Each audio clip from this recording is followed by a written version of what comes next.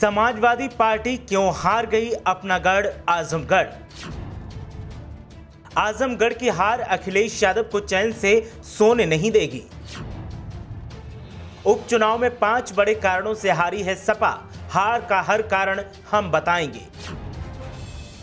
अगर चुनाव से पहले सपा ऐसा न करती तो आजमगढ़ में भाजपा कभी न जीत पाती।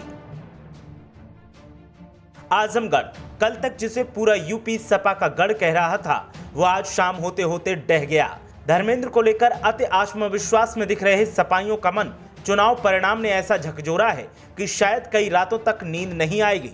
खुद अखिलेश यादव भी सपा कार्यालय पर बंद कमरे में हार पर मंथन कर रहे हैं, लेकिन एसी में सोने वाले सपा चीफ को भी गर्म रात की बेचैनी आज जरूर महसूस होगी। मुलायम सिंह यादव से लेकर पुराने कद्दावर सपाई अखिलेश यादव को चेताते रहे, लेकिन फिर भी न अखिलेश यादव जागे न सपा के और नेता। परिणाम ये हुआ, जिस सीट पर मुलायम से लेकर अखिलेश ने कब्जा जमाए रखा, वो आज भाजपा के पाले में जा चुकी है। सपा की इस अप्रत्याशित हार के पीछे 5 बड़े कारण हैं, जिनके बारे में आपको हम इस खबर में बता रहे हैं। खबर को पूरी देखिएगा और अपनी राय कमेंट में लिखकर जरूर बताइए कि आखिर सपा की किस रणनीतिक कमजोरी की वजह से पार्टी उपचुनाव हार गई। चलिए बात करते हैं सपा की हार और बीजेपी की जीत के 5 बड़े कारणों पर। कारण नंबर 1, अखिलेश यादव का ढुलमुल रवैया। आजमगढ़ जैसी सीट पर अगर सपा अपना कब्जा बरकरार नहीं रख पाई तो कल्पना कीजिए कि 2024 के लोकसभा चुनाव में क्या तस्वीर सामने आएगी। हार का पहला और सबसे बड़ा कारण सपा चीफ अखिलेश यादव का ढुलमुल रवैया रहा। एक और जहां बीजेपी की ओर से कई बड़े नेता चुनावी प्रचार के लिए आजमगढ़ में डेरा डाले रहे, वहीं सपा की ओर से कोई बड़ा नाम प्रचार में सामने तक नहीं आया। खुद अखिलेश यादव प्रत्याशी घोषित करने से पहले तो 3 बार आजमगढ़ गए, लेकिन प्रत्याशी उतारने के बाद एक बार भी आजमगढ़ जाने की जहमत नहीं उठाई। चुनावी सभा तो दूर की बात है, नेताओं से मिलने भी आजमगढ़ नहीं गए। स्थानीय नेताओं के लिए धर्मेंद्र यादव यहां बिल्कुल नए थे और प्रत्याशी और स्थानीय नेताओं के बीच समन्वय का अभाव साफ तौर से दिखा गया। कारण नंबर 2, प्रत्याशी का ऐलान देरी से करना। सपा की ओर से प्रत्याशी चयन को लेकर भी हद दर्जे की लापरवाही बरती गई। पहले सपा चीफ की पत्नी डिंपल यादव को मैदान में उतारने की बात कही गई, लेकिन बाद में स्थानीय प्रत्याशी के तौर पर एक नेता को टिकट देने का ऐलान भी कर दिया गया। जब उस प्रत्याशी ने चुनाव लड़ने से इनकार कर दिया तो अचानक धर्मेंद्र यादव को बदायूं से बुलाकर आजमगढ़ में सेट करने की कोशिश की गई। वोटिंग से महज 14 दिन पहले धर्मेंद्र यादव आजमगढ़ पहुंचे और चुनाव लड़े। लोकसभा चुनाव के लिए इतना कम समय मिलना किसी भी नेता के लिए बहुत कम था और इसका असर साफ तौर पे चुनावी कैंपेन पर दिखाई दिया। कारण नंबर 3, मायावती का गुड्डू जमाली पर दांव। बीएसपी और बीजेपी के बीच अंदरखाने गठजोड़ का आरोप काफी पुराना है।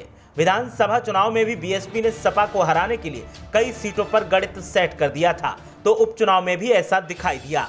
सामान्य तौर से उपचुनावों में न लड़ने वाली बीएसपी ने आजमगढ़ से शाह आलम उर्फ गुड्डू जमाली को मैदान में उतारा और ये सबसे बड़ा कारण बना सपा की हार का। गुड्डू जमाली ने अपने व्यक्तिगत दम पर सपा का कोर वोट बैंक तोड़ दिया और खुद की उम्मीद से भी बहुत ज्यादा 2.5 लाख वोट हासिल करने में सफलता हासिल की। इसका सीधा फायदा बीजेपी को हुआ और सपा का वोट बीएसपी के खाते में चला गया। कारण नंबर 4, सत्ता का फायदा बीजेपी को मिला। उपचुनाव को सत्ता का चुनाव कहा जाता है और दशकों से ये परंपरा रही है कि उपचुनाव में अक्सर सत्तारूढ़ दल फायदे में रहता है और चुनाव जीतने में सफल होता है। सपा की ओर से भी नामांकन से लेकर वोटिंग तक आजमगढ़ और रामपुर दोनों ही जगह प्रशासन का दुरुपयोग करने और वोटर्स पर प्रभाव डालने के आरोप लगाए गए।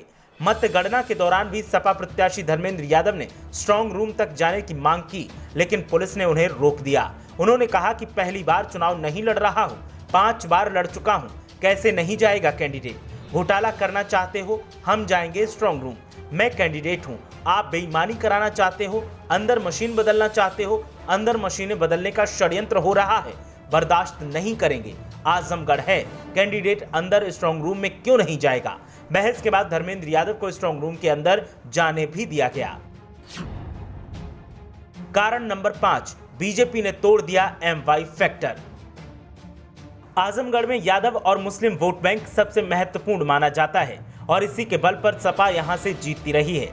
विधानसभा चुनाव में भी 10 में से 10 सीटें सपा ने इसी फैक्टर को साथ में रखकर जीती हैं। लेकिन बीजेपी ने यहां MY फैक्टर में सीधे सेंधमारी करने में सफलता हासिल की है। निरहुआ के नाम पर बीजेपी को यादव वोट भी उपचुनाव में हासिल हुआ। वहीं मुस्लिम वोट बैंक पूरी तरीके से BSP के उम्मीदवार गुड्डू जमाली अपने खाते में ले गए। ऐसे में सपा का चुनावी गणित पूरी तरीके से गड़बड़ा गया। निरहुआ भी पिछले लोकसभा चुनाव के बाद भी लगातार आजमगढ़ में सक्रिय दिखाई दिए और यही वजह है कि वो मतदाताओं के बीच अपनी पैठ बनाए रख पाए। एक और M फैक्टर यानी मोदी फैक्टर के नाम पर भी बीजेपी को हर सीट पर एक मुश्त वोट मिला है और ये वोट भी बीजेपी को जीतने में काम आया। तो ये वो 5 कारण हैं जिस वजह से सपा को हार का सामना करना पड़ा। आपको बता दें कि आजमगढ़ लोकसभा सीट पर 2019 में सपा सुप्रीमो अखिलेश यादव जीते थे, लेकिन 2022 में करहल से विधायक बनने के बाद उन्होंने यहां इस्तीफा दे दिया था। विधानसभा चुनाव में क्लीन स्वीप कर सपा को पूर्वांचल में मजबूत करने वाले आजमगढ़ ने फिलहाल सपा को तगड़ा झटका दिया है। फिलहाल उपचुनाव में सपा मुखिया अखिलेश यादव की दूरी को सियासी पंडित आत्मविश्वास और मजबूरी दोनों ही तराजू में तौल रहे हैं। कुल मिलाकर आजमगढ़ की जीत व हार सभी दलों के लिए बड़ा संदेश है।